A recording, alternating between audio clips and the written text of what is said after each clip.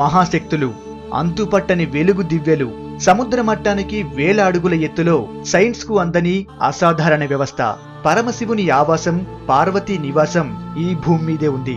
సముద్ర మట్టానికి 21,778 అడుగుల ఎత్తులో టిబెట్ భూభాగంలో ఉన్న హిమాలయ పర్వత శ్రేణుల్లో ఈ కైలాస పర్వతం మౌంట్ కైలాస్ ఉంది. ఈ పర్వతంపైనే శివపార్వతులు కొలువై ఉన్నారు.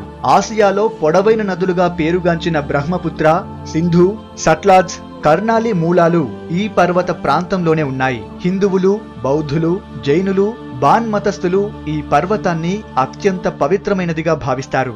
మౌంట్ కైలాస్ మామూలు పర్వతం కాదు. హిమాలయాల్లో ఏ పర్వతానికి లేని విశిష్టతలు ఇక్కడ చాలా కనిపిస్తాయి. మానవ మేధస్సుకు అర్థం కాని రహస్యాలు ఎన్నో ఇక్కడ దాగున్నాయి. కైలాస పర్వతం నలువైపులా 4 రూపాల్లో ఉంటుంది. 4 రంగుల్లో ఇది దర్శనమిస్తుంది. కైలాస పర్వతానికి వెళ్లే ప్రతి భక్తునికి ఒక విచిత్రమైన అనుభూతి కలుగుతుంది. ఏదో ఒక రూపంలో ఉమాశంకరుల దర్శనం కలుగుతుందని భక్తుల నమ్మకం. హిందూ మత విశ్వాసాల ప్రకారం లయకారుడు శివుడు ఈ కైలాస పర్వత శిఖర భాగాన నివసిస్తాడు. పార్వతీ సమేతుడై నిరంతర ధ్యాన స్థితిలో ఉంటాడు. విష్ణు పురాణం ప్రకారం కైలాస పర్వతం ప్రపంచానికి పునాది వంటిది. తామర పువ్వు ఆకారంలో గల 6 పర్వత ప్రాంతాల మధ్యలో ఈ పర్వతం ఉంటుంది. కైలాసం నుంచి మొదలయ్యే 4 నదులు ప్రపంచపు 4 భాగాలకి ప్రవహించి ప్రపంచాన్ని 4 భాగాలుగా విభజిస్తున్నాయి. కైలాస పర్వత 4 ముఖాలు స్ఫటిక, బంగారం, రూబీ, నీలం రాయిలతో రూపొందించినట్లు విష్ణు పురాణం చెబుతోంది. అందుకే ఇది నలువైపులా 4 వర్ణాల్లో గోచరిస్తుంది. అంతేకాదు, కైలాస పర్వతానికి 4 రూపాలు ఉన్నాయి. ఒకవైపు సింహంగా, ఇంకోవైపు గుర్రంగా, మూడో వైపు ఏనుగుగా, 4వ వైపు నెమలిగా కనిపిస్తుంది. ఇందులో గుర్రం హయగ్రీవ రూపం కాగా, సింహం పార్వతీదేవి వాహనం, ఏనుగు విఘ్నేశ్వరుని ప్రతీక అయితే నెమలి కుమారస్వామి వాహనం. ఇవన్నీ ఈశ్వర స్వరూపానికి ప్రతీకలుగా పురాణాలు చెబుతున్నాయి. మంచు పూర్తిగా కప్పుకున్నప్పుడు పౌర్ణమి రాత్రి వెండి కొండలా మిలమిలా మెరిసే కైలాస దర్శనం అత్యద్భుతం, అమోఘం.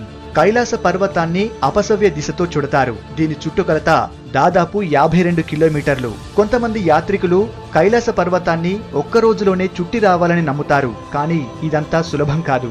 మంచి ఆరోగ్యవంతుడై వేగంగా నడిచే వ్యక్తి ఈ 52 కిలోమీటర్ల దూరం చుట్టి రావడానికి 15 గంటల సమయం పడుతుంది. సాధారణ యాత్రికులకు 3 రోజుల సమయం పడుతుంది. ప్రపంచంలో ఎవరూ అధిరోహించని పర్వతాల్లో కైలాస పర్వతం కూడా ఒకటి. దీన్ని అధిరోహించడం ఇప్పటికీ ఎవరి వల్ల సాధ్యం కాలేదు. దీన్ని ఎవరూ ముట్టుకునేందుకు కూడా సాహసించలేదు. కొంతమంది సాధువులు సాహసించినా వారు కొంత దూరంలోనే అదృశ్యమయ్యారని చెబుతుంటారు. ఈ పర్వతాన్ని పూజించే అన్ని మతాల ప్రకారం దీని వాలులలో కాలు పెట్టడం మహాపాపం. ఈ మూఢనమ్మకాన్ని తొలగించడానికి ప్రయత్నించిన వారంతా ఆ ప్రయత్నంలోనే మరణించారని చెబుతారు.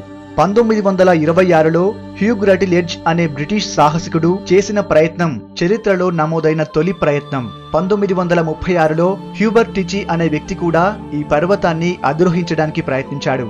అయితే చివరి నిమిషంలో అతను ఆ ప్రయత్నాన్ని విరమించుకున్నాడు. 1950 నుంచి 80 దాకా చైనా ప్రభుత్వం ఈ పర్వతాన్ని ఎక్కడానికి ఎవరికీ అనుమతివ్వలేదు. 1980లో రెయిన్హోల్డ్ మెస్నర్ అనే వ్యక్తికి ఈ అవకాశాన్ని కల్పించింది. అయితే మెస్నర్ ఈ అవకాశాన్ని ఎందుచేతో ఉపయోగించుకోలేదు. ఆ తర్వాత 2001 దాకా కైలాస పర్వతాన్ని అధిరోహించడానికి పెద్దగా ప్రయత్నాలేమీ జరగలేదు.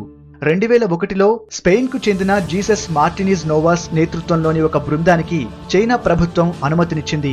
అయితే కైలాస పర్వతం హిందూ మత విశ్వాసాలతో ముడిపడి ఉందని, అందువల్ల దాన్ని అధిరోహించడానికి అనుమతి ఇవ్వకూడదంటూ అంతర్జాతీయంగా ఒత్తిడి వచ్చింది. దీంతో చైనా ప్రభుత్వం అనుమతిని ఉపసంహరించుకుంది. ఈ పర్వతాన్ని అధిరోహించడానికి ఎవరికీ అనుమతి ఇవ్వకూడదని నిర్ణయించింది. 1950లో చైనీస్ సైన్యం టిబెట్లో అడుగుపెట్టిన తరువాత చైనీస్ ఇండియన్ సరిహద్దుల్లో నెలకొన్న రాజకీయ సరిహద్దు అనిశ్చితి వల్ల శివభగవానుడి నివాసానికి చేరే తీర్థయాత్ర 1954 నుండి 1978 వరకు నిలిపివేయబడింది. దాని తర్వాత పరిమిత సంఖ్యలో భారతీయ తీర్థయాత్రికులు ఈ ప్రదేశాన్ని దర్శించడానికి అనుమతి లభించింది. చైనా దీనిపై ప్రయోగాలు చేసి విఫలమైంది. 2 సార్లు ఈ పర్వతంపైకి హెలికాప్టర్ పంపిస్తే అవి మధ్యలోనే కూలిపోయాయి. అప్పట్నుంచి చైనా ఆర్మీ మౌంట్ కైలాస్ జోలికి వెళ్లే సాహసం కూడా చేయలేదు. 6 పర్వత ప్రాంతాల మధ్య ఉండటంతో ఇప్పటి వరకు ఔటర్ సర్కిల్లో తిరిగిన వారు తప్ప ఇన్నర్ సర్కిల్లోకి వెళ్లిన వారు ఎవరూ లేరు. ఈ పర్వత ఉపరి భాగంలో ఏముందో సైన్స్ కు కూడా అంతుబట్టలేదు. యోగ శాస్త్రంలో మౌంట్ కైలాస్ను సహస్ర చక్రంగా పేర్కొన్నారు. భారత ప్రభుత్వం జూన్, జూలై, ఆగస్ట్, సెప్టెంబర్ మాసాల్లో మానస సరోవర కైలాస పర్వత యాత్ర నిర్వహిస్తుంది. టిబెట్, ఖాట్మండుకు చెందిన కొన్ని ప్రైవేట్ ఏజెన్సీలు కూడా ఈ యాత్రను నిర్వహిస్తున్నాయి. ఫిట్నెస్ కి సంబంధించి వైద్య పరీక్షల్లో పాస్ అయితేనే ఈ యాత్రకు అనుమతిస్తారు. కైలాస పర్వత పాదపీఠంలో మానస సరోవరం మరో అపురూపం. స్వచ్ఛతకు ఈ సరస్సు నిలువుటద్దం. మానస సరోవరం నుంచి కైలాస పర్వతాన్ని చూడొచ్చు. మానస్ అంటే మైండ్. బ్రహ్మ తన మైండ్ నుంచి ఈ సరస్సును సృష్టించాడని హిందూ పురాణాలు చెబుతున్నాయి. ఉదయం 3 నుంచి 5 గంటల మధ్యలో బ్రహ్మ ముహూర్తంలో ఈశ్వరుడు ఈ సరస్సులో స్నానం చేస్తాడని భక్తుల విశ్వాసం. కైలాసం మీదుగా సరస్సులోకి ఒక జ్యోతి ప్రవేశించడం ఇక్కడికి వచ్చిన చాలా మందికి అనుభవమే. ఈ సరస్సు చుట్టుపక్కల ఉండే గుహల్లో మునులు వేలాది సంవత్సరాలుగా తపస్సు చేస్తున్నారని భక్తుల విశ్వాసం. మానస సరోవర ప్రాంతంలో ఎన్నో ఔషధ విలువలు ఉన్న మొక్కలు మనకు కనిపిస్తాయి. ఈ ప్రపంచానికి కైలాసం తండ్రిగా, మానస సరోవరం తల్లిగా ఉందని హిందువుల విశ్వాసం. పట్టాభిషేకం తర్వాత రామలక్ష్మణులు, చివరి దశలో పాండవులు, వశిష్ఠుడు, అరుంధతి, ఆదిశంకరాచార్యుడు కైలాస పర్వత యాత్ర చేశారని హిందూ మత గ్రంథాలు చెబుతున్నాయి. బుద్ధుని తల్లి మాయాదేవి కూడా మానస సరోవరంలోనే స్నానమాచరించి మంచి తనయుడు పుట్టాలని ప్రార్థించినట్లు బౌద్ధమత గ్రంథాలు పేర్కొన్నాయి.